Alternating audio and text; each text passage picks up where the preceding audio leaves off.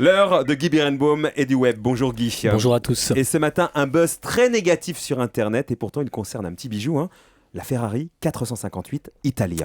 Et oui, tous les petits garçons ont un jour rêvé de conduire une Ferrari, évidemment de pouvoir s'en offrir une. Moi, je suis fan des vieilles Ferrari comme celle de Danny Wilde dans Amicalement Vôtre. Vous vous souvenez de cette Ferrari Dino 246 GT conduite par Tony Curtis. Et puis, il y a les modèles récents, comme la Ferrari 458 Italia, présentée à Francfort en 2009, équipée d'un moteur de 4,5 litres, un V8 de 570 chevaux qui peut rouler sur circuit à 325 km/h. Premier prix, 162 900 €. Voulez-vous la faire offrir ou quoi? J'essaye. Le problème, c'est que cette Ferrari est au cœur d'un incroyable buzz qui flambe sur Internet. Et vous n'employez pas le mot flambe, j'imagine, par hasard, non? Bah non, depuis quelques semaines, si vous allez sur les sites et les forums consacrés aux automobiles, ainsi que sur les sites de partage de vidéos comme YouTube, vous allez découvrir que les vidéos de Ferrari 458 Italia en feu se multiplient. La BBC a même publié un diaporama avec des photos de la sublime italienne en flammes.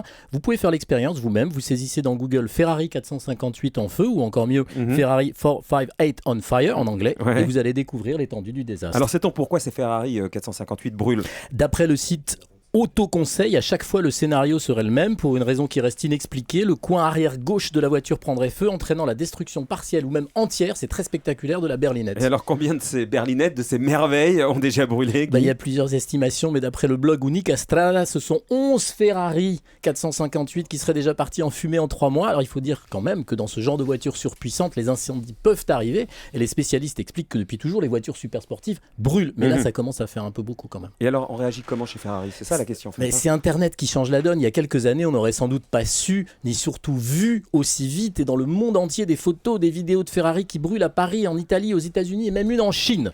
Là, à chaque nouveau cas, le buzz s'aggrave. Ferrari doit donc trouver la solution, détecter un éventuel vice. Pour le moment, la communication de crise est très mince. Un communiqué qui explique que Ferrari étudie les incidents particuliers dans lesquels les véhicules ont été apparemment impliqués dans un incendie. Apparemment, la marque traite les différents cas de manière distincte. Enfin, tant que ces enquêtes ne seront pas terminé, Ferrari ne sera pas en mesure de fournir d'autres commentaires.